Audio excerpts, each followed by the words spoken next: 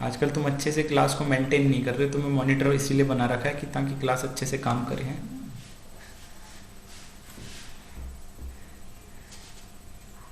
देखो मेरे पास अभी तक जो सेकंड एक्सपेरिमेंट है सारे बच्चों ने सबमिट नहीं किया, और ये मॉनिटर की जिम्मेदारी होती है कि पूरी क्लास अपना काम टाइम से करे। मेरे पास आई थिंक 4 बच्चों का या 5 बच्चों का ही आया है सेकंड एक्सपेरिमेंट, और अभी काफ़ी बच्चों का रह गया है। आदर्श के नंबर काटे जाएंगे अगर अगर देखो क्लास में कुछ भी गड़बड़ होती है, मॉनिटर या क्लास रिप्रेजेंटेटिव को डांटा जाता है, तो तुम्हारे नंबर काटे जाएंगे। ये आदर्श मॉनिटर है। अगर तुम्हें कोई हेल्प लेनी हो, कोई नोट्स वगैरह या कुछ भी चाहिए हो, तो तुम आदर्श से कांटेक्ट कर सकते हो। पिछली क्लासेस में क्या हुआ, कहाँ से पढ़ना है, ये इससे पूछ लेना, ठीक है।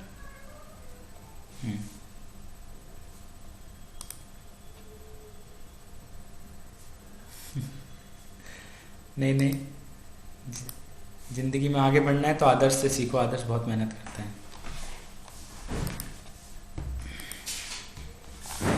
पीपीटी दिख रहा है सबको?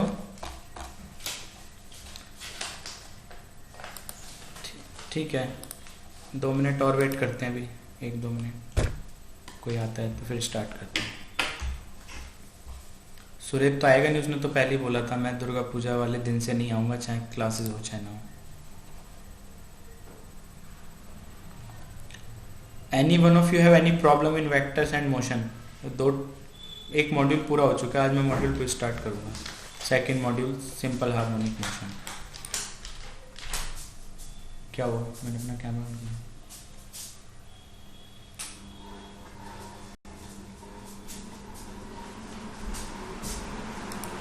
बोलो, ये कौन से सब्जेक्ट की क्लास है? अच्छा क्वेश्चन है, गुड क्वेश्चन। ये फिजिक्स की क्लास है, ठीक है।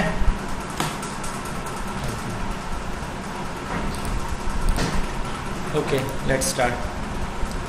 So we completed first module of vectors and motion. Now we will move to the second module of your syllabus, which is introduction to simple harmonic motion. And today I will complete only intro. तो ज़्यादातर intro ही आज हो पाएगा, फिर तुम्हारी छुट्टियाँ, इसलिए मैंने ज़्यादा एडवांस टॉपिक डाले नहीं, क्योंकि मैं पढ़ा भी दूंगा तो तुम लोग भूल जाओगे 10 दिन बाद, मुझे पता है। फिर तुम फिर से रिवाइज कराने के लिए कहोगे, तो इसलिए मैंने आज की क्लास में सिर्फ इंट्रो टॉपिक डालें, ताकि हम ख़त्म कर लें जो भी है, और तुम ज़्यादा भूलो ना 10 दिन की छुट्टियों में, ठीक है। So can anyone tell me what is SHM, what is simple harmonic motion?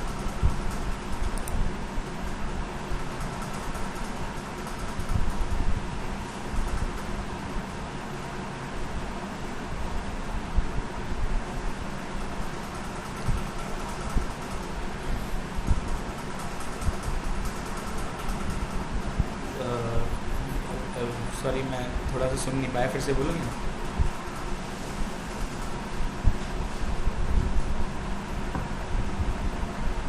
Okay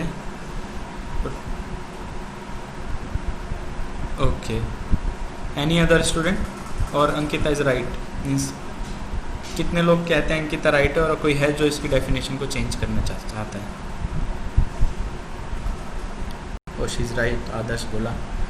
any other student? All are agree with Ankita?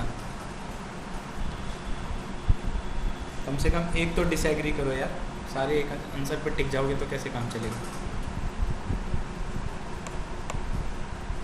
हैं?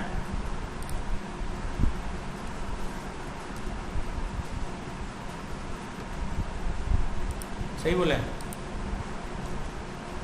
ओके, तो सही तो नहीं है। देखो एक इसमें गड़बड़ है, एग्जाम्पल से बताता हूँ। x is proportional to y और y is proportional to x, ये दोनों सेम है।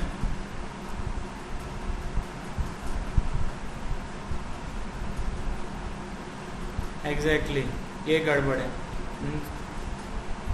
Force is proportional to displacement होता है, displacement is proportional to force नहीं होता। सो दिस इज़, एंड इस छोटे से पॉइंट से पूरी डेफिनेशन गलत हो जाती है, ठीक है। सो ये अब डेफिनेशन ठीक है. Simple harmonic motion is a motion in which acceleration is directly proportional to displacement. और आगे एक छोटी सी लाइन और होती है, कोई पूरा करेगा इसको. Acceleration is directly proportional to the displacement. इसके बाद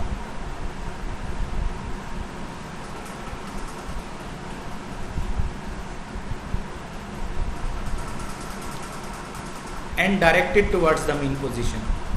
मतलब तुम कहीं भी फोर्स लगाओगे तो वो हमेशा मीन पोजीशन पे आने का ट्राई करता रहता है. जैसे ये पेन को देखो, इसको मैंने ऐसे पकड़ के अगर छोड़ा तो ये इसकी मीन पोजीशन है सेंटर पे.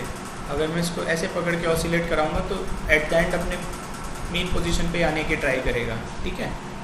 सो this kind of motion are simple harmonic motion. Periodic motion बता सकते हैं कोई? Any student can tell me what is periodic motion?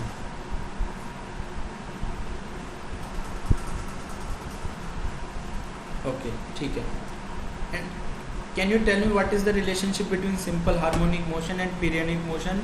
And can all SHM are periodic or all periodic are SHM? What is the relation between these two? Can anyone tell me?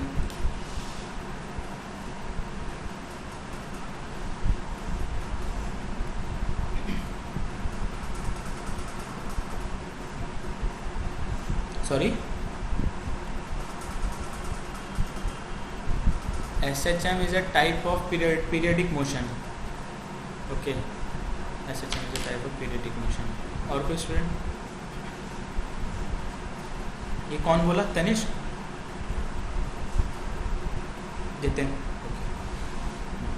Any other answer? What is the difference between SHM or what is oscillatory motion? We are discussing about motion only, so let's discuss one by one.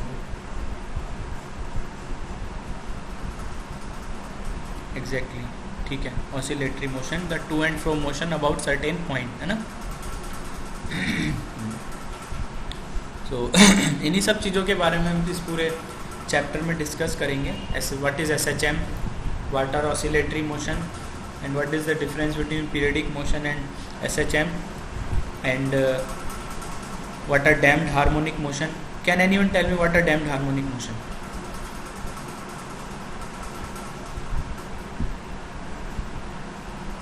Exactly. देखो, naturally SHM means the oscillation are continuously till the infinite time, but ऐसा तो possible है नहीं. It's not possible. There is always a friction. अगर मैं कोई pendulum को यहाँ रख के भी उसको ऑसिलेट कराता हूँ, क्या वो ज़िंदगी भर ऑसिलेट करता रहेगा? नहीं कर सकता ना. क्यों? Air resistance. Air resistance is opposing its force, and after certain time its oscillation die off. It will go to its mean position for rest. And this kind of motion are damped harmonic motion. And usually in nature most of the motion are damped harmonic motion. क्योंकि हर जगह friction है, तो pure SHM तो मिलना काफ़ी मुश्किल हो जाता है, क्योंकि मतलब फ्रिक्शन उसको रोकता है और डैम्प करता है ऑसिलेशंस को. सो नेक्स्ट क्लास में जब भी होगी, या if you can tell me an example which don't have any damped force. One example of SHM which don't have any damped force. Question समझ आ गया सबको? Question is clear? What you have to do, you have to tell me one example of SHM which don't have any damped force. मतलब oscillation चलते रहने चाहिए. So ये module 2. So क्या क्या इस मॉड्यूल में हम पढ़ेंगे? First we will discuss about oscillations, then we will discuss about simple harmonic motion, then we will move to damped oscillation, what are damped oscillation and its mathematical analysis, and what are the factors we will study in this damped oscillation and mathematical analysis that I will show you in the next slide. Then we will discuss about forced oscillation and mathematical analysis of forced oscillation, and then last we will discuss about resonance. What is the difference between damped oscillation and forced oscillation? Anyone?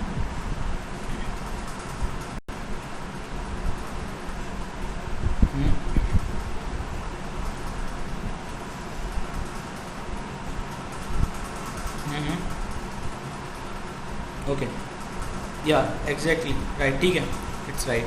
So usually SH, as I told you, there is certain friction, and after certain time interval the oscillation of SHM dies off, it go to the rest position. So if you are giving some force from external to continue its oscillation, so that oscillation will not die off, these kind of motion are called forced oscillation, and we will study about the mathematical analysis also. Do all of you have seen the oscillations of fan? What kind of oscillation are those?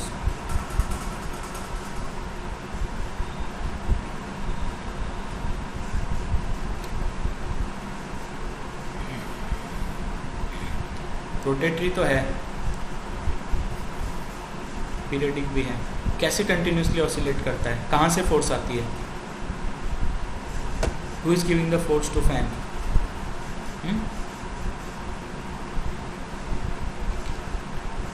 Coil का force. Coil के अंदर कौन बैठा है force लगाने के लिए भाई?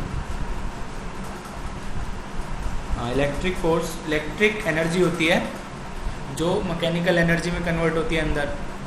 इसके अंदर कॉइल्स वगैरह जो लगी रहती हैं, थोड़ा बहुत मैग्नेटिक फील्ड वगैरह सब ने पढ़ा होगा, उससे फिर ये फ़ैन रोटेट होता है. और देखो, यू आर कंटिन्यू, अगर तुम फैन का बटन ऑफ कर देते हो, then you are removing the force, external force which you are applying.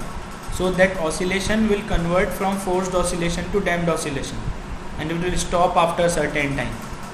ऐसे होता है ना. And if you are again switch on the button, then fan will start again rotation. So कोई भी मोशन हो, अगर तुम बाहर से कंटिन्यूसली फोर्स नहीं दोगे तो एक सर्टेन स्टेज के बाद वो उसका ऑसिलेशन आके बंद हो जाता है, ठीक है ना. तो उसको कंटिन्यू ऑसिलेट कराने के लिए we are giving some force from outside. So ये 4 तो हो गए. What is resonance?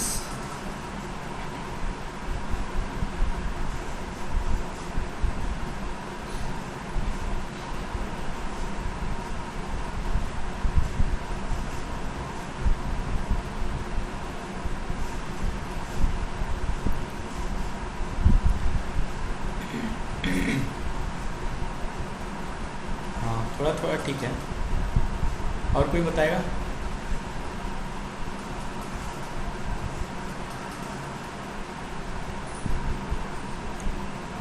दो किसी चीज़ का सेम होता है. हाँ हाँ, तो उनका, हाँ, जैसे एग्जांपल दे सकते हो एक मेरे को रेजोनेंस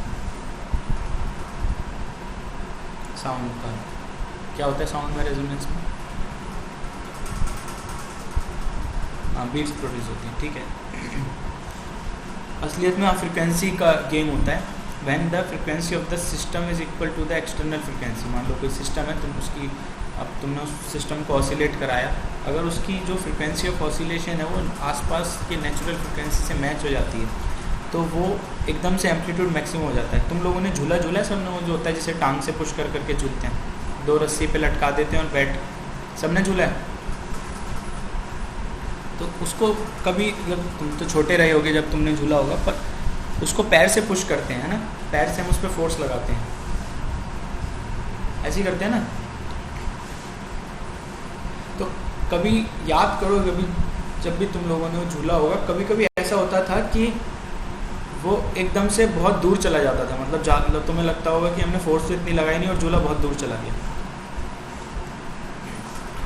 तो उस केस में क्या होता था, कोई बता सकता है?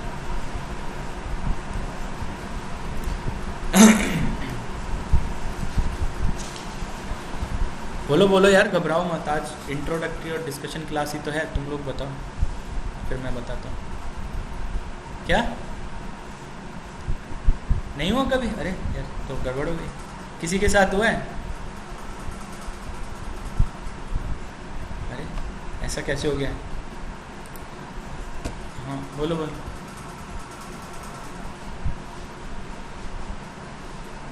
हाँ हाँ एग्जैक्टली, यही मैं सुनना चाहता था. तो फ्रिक्वेंसी मैच हो जाती है, और जब वो फ्रिक्वेंसी मैच हो जाती है तो बहुत कम फोर्स लगाए तो जो झूले का एम्पलीट्यूड होता है वो बहुत ज़्यादा हो जाता है. वो रेजोनेंस की पोजीशन होती है.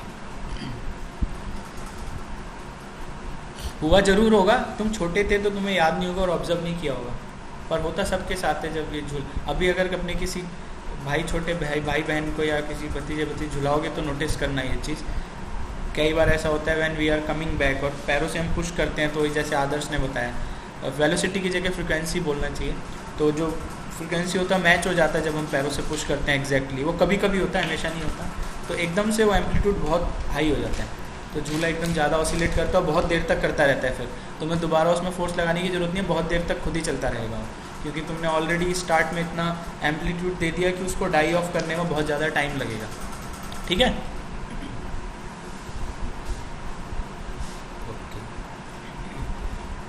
सो ऑसिलेशन और वो तो मैंने बता ही दिया। Mathematical treatment of damped vibration या ऑसिलेशन में हम क्या पढ़ेंगे? when we will do the mathematical calculation, we will study about time constant or modulus of decay. We will study about energy relations.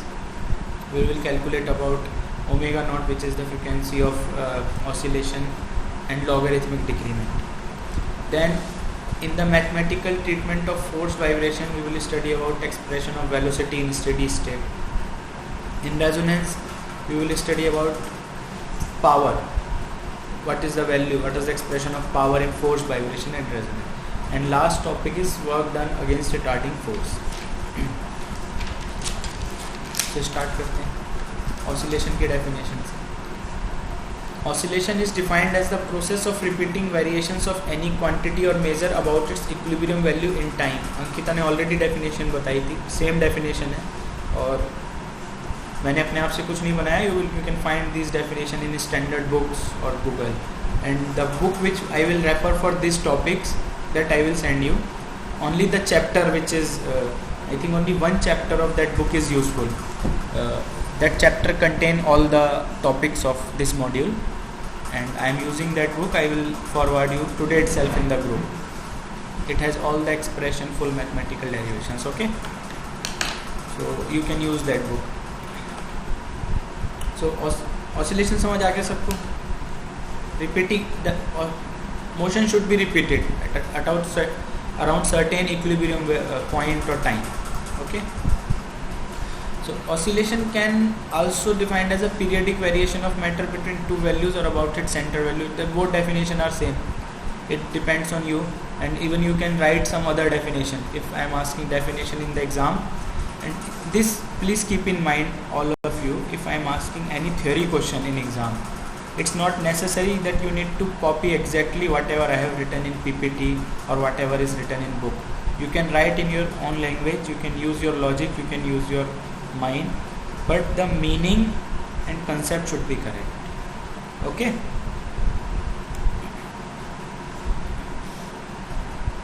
And when we are using the mechanical oscillations, means we are putting force from outside, and then we used the term vibration. जब हम mechanical oscillation के बारे में बात करते हैं तो हम ऑसिलेशन की जगह वाइब्रेशन टर्म ज़्यादा यूज़ करते हैं। तो जो बुक मैं तुम्हें भेजूंगा उसमें भी वाइब्रेशन करके ज़्यादा एक्सप्लेन किया है, ठीक है। However, oscillation also occur in dynamic system or more accurately in every field of science. तुम ऑसिलेशन हर जगह होते हैं, तुम्हारे आसपास जहाँ देखोगे तुम्हें ऑसिलेशन मिल जाएंगे। देखो हमारा दिल धड़कता है, ये भी एक तरीके के ऑसिलेशन है, ठीक है ना। इस ऐसे ऐसे, बट किस तरीके के, हाँ बोलो।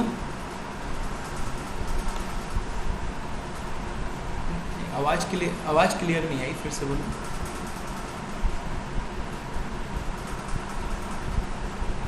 हाँ बिल्कुल, पर वाइब्रेशन भी टू एंड फ्रो होते हैं, इट्स नॉट इट। मतलब किसी भी कोई भी सिस्टम जब वाइब्रेट करता है it should be to and fro. हाँ, अब तुम स्प्रिंग मास सिस्टम ले लो तो हमेशा मास मतलब स्प्रिंग बंदी रहती है, वो इस पोजीशन के अराउंड ऐसे ऐसे ऑसिलेट करता है ना।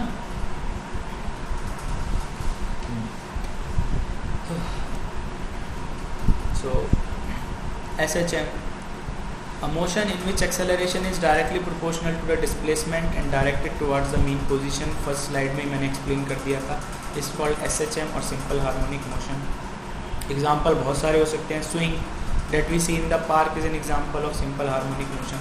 The back and forth repetitive movement of swing against restoring force is a simple harmonic motion. बहुत सिंपल एग्जाम्पल है। दूसरा एग्जाम्पल है pendulum. The pendulum oscillating back and forth from the mean position is an example of simple harmonic motion. Hearing, जो हमारी सुनने की process होती है, the process of hearing, अगर तुम्हें थोड़ा बहुत अपना 11th क्लास का याद होगा। तो साउंड वेव जो होते हैं वो बैक एंड फोर्थ मूव करते हैं और कंप्रेशन और रेयर फ्रैक्शन रीजन बनाते हैं। कंप्रेशन होता है, रेयर फ्रैक्शन होता है, फिर कंप्रेशन होता है, फिर रेयर फ्रैक्शन होता है। इस तरीके से कम और ज़्यादा प्रेशर का एक रीजन क्रिएट करते हैं जिसके थ्रू हमारी जो साउंड होती है वो ट्रैवल करती है। तो वो भी एक तरीके के हमारे ऑसिलेशंस होते हैं। याद है किसी को? Do anyone remember? है ना? अगर नहीं याद है तो तुम SHM कैसे समझनी है? एक ही पोजीशन के अराउंड टू एंड फ्रो ऑसिल होते हैं ना। हाँ मतलब हाँ, हियरिंग हम कैसे सुन पाते हैं, मतलब हाउ वी हियर। अगर मैंने कुछ बोला तो वही तो मैं बता रहा हूँ, सुनो तो भैया। If I am telling something, मान लो मैंने कुछ बोला तो तुम तक कैसे आया, या मेरे आसपास कोई बैठा है उस तक कैसे जाएगा? ट्रैवल करता है ना। और जब ट्रैवल करता है तो वो कंप्रेस रेयर फ्रैक्शन, और जो भी कंप्रेस या रेयर फ्रैक्शन होता है किसी एक पर्टिकुलर पॉइंट के अराउंड होता है, समझ रहे हो?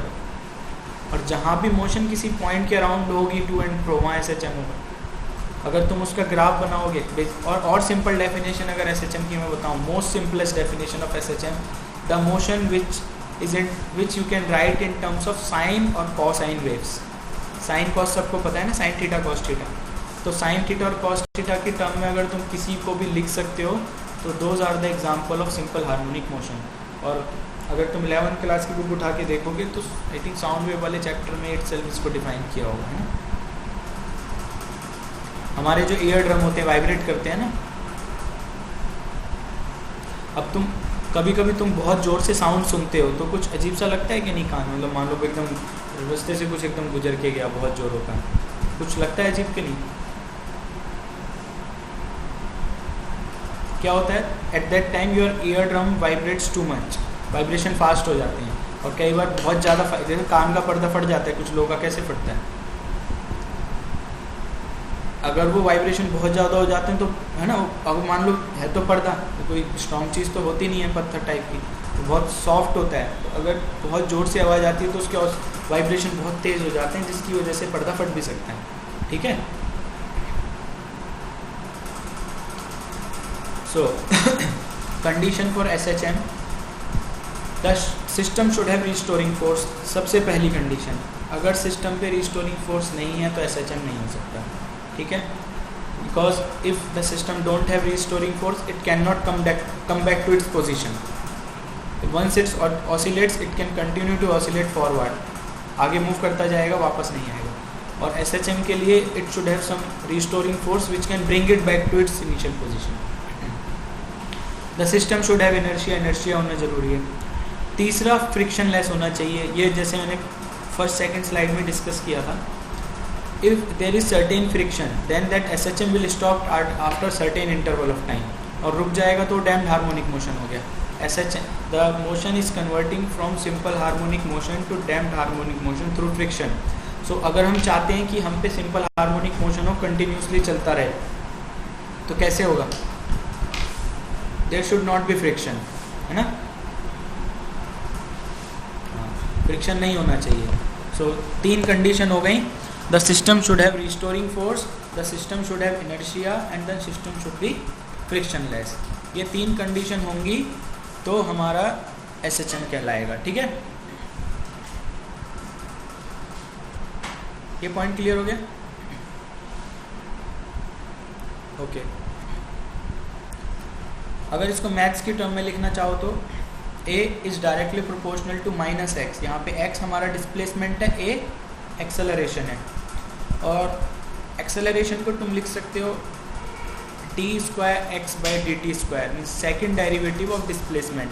और whenever there is a second derivative we can put 2 dot, so it is x double dot is directly proportional to -x। ठीक है। So A is directly proportional to -x और x double dot is directly proportional to -x। तो ये हो गया हमारा, this is the mathematical representation of equation of SHM। इसमें किसी को कोई दिक्कत है? ये 2 स्टेप्स जो मैंने लिखे, इसमें कुछ है नहीं, वैसे सिंपल स्टेप्स एकदम। सेकंड भी तो हुआ ना, हाँ लिख दो, these two are same. We can write acceleration in terms of displacement. जैसे वेलोसिटी को कैसे लिखते हैं, v is equal to dx by dt लिखते हैं ना, इसी तरह जब एक्सेलरेशन लिखते हैं तो dv by dt लिखते हैं, तो वो हो जाएगा d square x by D T square. ये बिल्कुल फिट कर लो दिमाग में. अगर तुम्हें डिस्प्लेसमेंट गिवन है तो वेलोसिटी निकालने के लिए फर्स्ट डेरिवेटिव करते हैं और एक्सेलरेशन निकालने के लिए 2 बार डेरिवेटिव करते हैं. तो अगर मान लो मैंने तुम्हें डिस्प्लेसमेंट दे दी 2 sin omega T, 2 sin omega T, तो कोई मेरे को इसका वेलोसिटी बताएगा? देखो सब लोगों पे पेन कॉपी होगा, just write it down. I have given x is equal to 2 sin omega t, और x equal to 2 sin omega t से मेरे को कोई बताओ कि अगर तुम्हें इससे v निकालना है वेलोसिटी तो कितना आएगा? v आएगा 2 ओमेगा cos ओमेगा टी. ठीक है, ये किसने बोला? आदर्श. और कोई?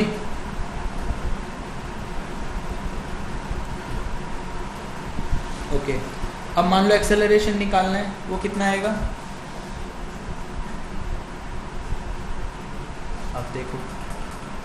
अब देखो जो तुम्हारा 2 sin ओमेगा टी है उसको तो तुम x लिख सकते हो, है ना? तो acceleration minus omega square x हो जाएगा.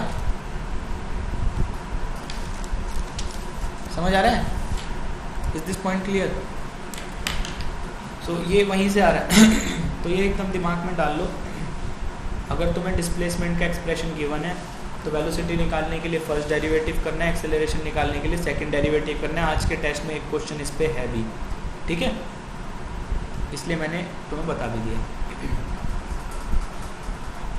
अब देखो रिस्टोरिंग फोर्स माइनस के एक्स होगी. अगर हम न्यूटन लॉ यूज़ करें तो न्यूटन लॉ के हिसाब से फोर्स होनी चाहिए मास इनटू एक्सेलरेशन. और from if we equate these two equations, this one the restoring force equation and Newton law, then we will get this: mass into acceleration is equal to minus k times of x. ma is equal to minus kx. तो यहाँ से अब फिर से a को हम put कर सकते हैं x डबल डॉट, तो a की जगह आ जाएगा x double dot and it is m into x double dot is equal to minus k times of x. So x double dot will be minus k by m times of x. अब k by m तो constant है, k is a spring constant, m is mass. ठीक है, तो ये तो constant हो गया. It means x double dot is directly proportional to minus x, यानी a is directly proportional to minus x. तो 2 लाइनों इसको तुम ड्राइव भी कर सकते हो रिस्टोरिंग फोर्स और न्यूटन लॉ से, कि acceleration is directly proportional to negative of displacement. और ये नेगेटिव साइन यहाँ पे क्या शो करता है, कोई बताएगा? Can anyone tell what this negative sign indicate? Inward क्या? इनवर्ड नहीं बोल सकते, इनवर्ड में मज़ा नहीं आया, कुछ और अच्छा वर्ड बताओ.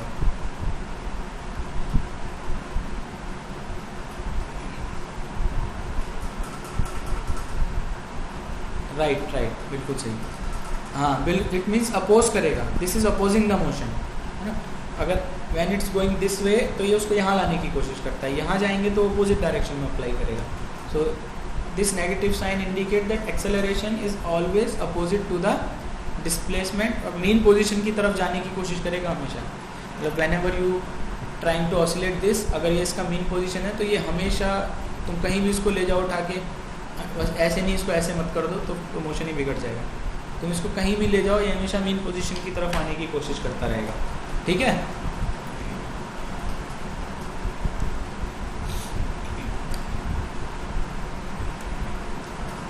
इस एक्सप्रेशन को हम दूसरी साइड उठा के भी ले जा सकते हैं. तो डिफरेंशियल इक्वेशन बन जाएगी सेकंड ऑर्डर की, x double dot plus k by m x is equal to 0. अगर तुम इसको सॉल्व करोगे तो you can get x is equal to a of cos omega t plus 5. अगर कोई ये डिफरेंशियल और डेरिवेटिव वगैरह मैथ्स में पढ़ा है क्या अभी इस सेमेस्टर में? Have you studied this?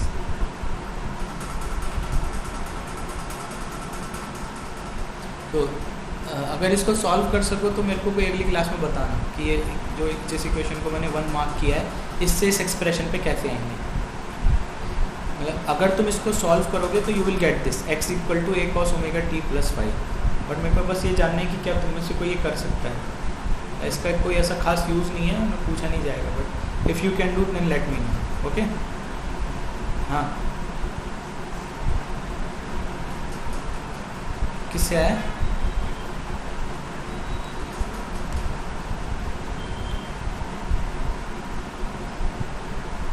Okay, ऐसे क्यों लग रहा है तुम्हें?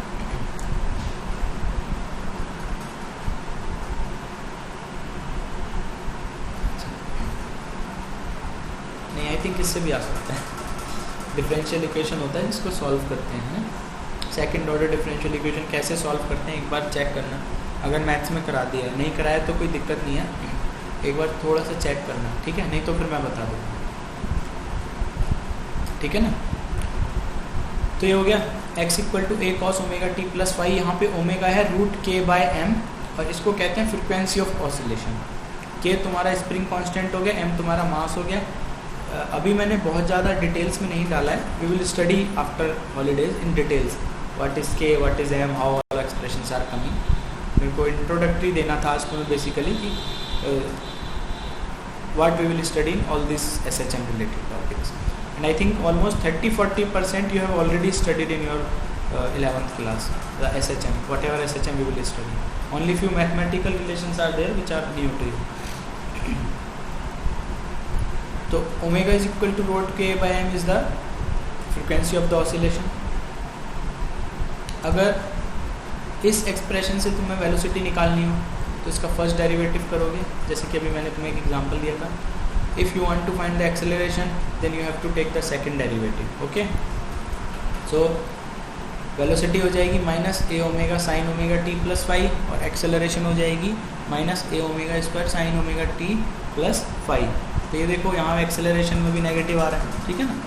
And it doesn't matter whatever you take, even in like in last example which I gave you, what is the example I gave you? Two sine दिया था, cos दिया था, साइन ओमेगा टी। हाँ देखो, अगर sign लिया था हमने तो भी एक्सेलरेशन के केस में नेगेटिव आ रहा था, अभी हमने कॉस लिया है तो भी एक्सेलरेशन के केस में नेगेटिव आ रहा है। तो it doesn't matter whatever you are taking, acceleration in case of SHM acceleration is always negative of displacement. इस a साइन ओमेगा टी को हम पुट कर सकते हैं, ये शायद थोड़ा सा गलत हो गया, यहाँ कॉस आएगा। ये मैं टाइपिंग, हाँ मैंने टाइपिंग मैंने यहाँ से कॉपी किया होगा ना PPT बनाते टाइम, तो मैं उसको पॉज करना भूल गया, ठीक है? पर ये तुम समझ गए ना, तुम्हें समझ आ गया, वो जरूरी है, मैं इसको भेजते टाइम ठीक करूँ। अब पीरियडिक मोशन एंड SHM, जो कि मैंने तुमसे स्टार्ट में पूछा था, आई थिंक किसी एक बच्चे ने ठीक मेरे को बताया भी था। All SHM are periodic motion but all periodic motion are not SHM, ठीक है? अगर SHM है तो पीरियडिक होगा ही होगा, ये फिक्स है। पर अगर पीरियडिक है तो SHM होगा, इसकी कोई गारंटी नहीं है। कोई भी बच्चा मेरे को कोई ऐसा एक एग्जांपल बता सकता है पीरियडिक मोशन का जो SHM है?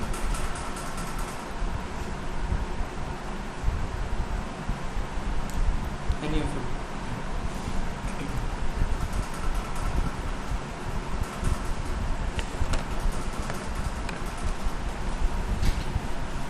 पेंडुलम तो SHM होता है ना?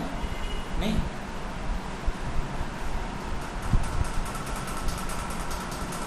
पेंडुलम को तो SHM में ही लेते हैं। पेंडुलम इज ऑलवेज SHM, क्योंकि उसको जब तुम ड्राइव करोगे उसका डिस्प्लेसमेंट का एक्सप्रेशन, तो उसमें साइन कॉस आता है। Any other? नहीं, पेंडुलम तो नहीं होगा, मतलब पेंडुलम SHM और पीरियडिक दोनों होता है। मैंने ऐसे एग्जांपल पूछा है जो पीरियडिक हो पर SHM ना हो। हाँ प्रज्ञा, तुम बोलो, तुम कुछ बोलो। हाँ, ये एक अच्छा एग्जांपल है। आई थिंक ये तुम लोगों के 11th क्लास में भी होगा ये same example, I think NCERT में ही होगा। Motion of planet around sun periodic होता है पर SHM नहीं होता है, रिपीट करता है पर टू एंड फ्रो नहीं होता। ठीक है, पेंडुलम तो टू एंड फ्रो हो जाता है ना पोजीशन के बाद। और भी एग्जांपल होते हैं वर्कआउट करना, और मुझे बताना और क्या क्या एग्जांपल तो वर्कआउट कर पाते हो। तो in periodic motion the displacement of an object may or may not be in the direction of restoring force, जैसा कि अभी मैंने बताया। पीरियडिक मोशन में जो उसकी डिस्प्लेसमेंट होती है रिस्टोरिंग फोर्स की डायरेक्शन में हो भी सकती है, नहीं भी हो सकती, पर ये कोई कंडीशन नहीं है पीरियडिक मोशन की। This is the condition of SHM। Second, periodic motion may or may not be oscillatory, to and fro वाली केस आ गया, टू एंड फ्रो हो भी सकता है, नहीं भी हो सकता। तो पीरियडिक मोशन के example hands of a clock, clock के जो हैंड्स होते हैं, the motion of the wheels of a car, car के व्हील्स। और भी तुम एग्जांपल वर्कआउट कर सकते हो, एक प्रज्ञा ने बताया प्लैनेट का, और भी तुम वर्कआउट कर सकते हो। ठीक है, तो आज मैंने तुमको पूरा बेसिक इंट्रो दे दिया कि क्या SHM क्या होता है, डैम्ड SHM क्या होता है, पीरियडिक मोशन क्या होता है, मैथमेटिकल एक्सप्रेशन एक तुमको बता दिया। After holidays we will start with the full mathematical derivation of all these topics. I think 2 or 3 class it will take me to finish this full module, because now you know the basic terms, all these basic definitions and basic terms, so it's easy for me to do the math, because mathematics will not take that much time. Basic understanding और logic में time लगता है, तो ये definition से एक बार go through कर लेना छुट्टियों में अच्छे से, SHM क्या होता है, पीरियडिक मोशन क्या होता है, ताकि बिल्कुल दिमाग में फिट हो जाए। और जब मैं जब इन सब के डेरिवेशन शो करूँगा तुमको मैथ्स, तो तुम्हें ज़्यादा टाइम नहीं लगेगा फिर समझने में। ठीक है, क्लियर है सबको? चलो अब टेस्ट दे दो आज का। ठीक है, टेस्ट का कोड है ना सब पे? हाँ टेस्ट दे दो ताकि अटेंडेंस दे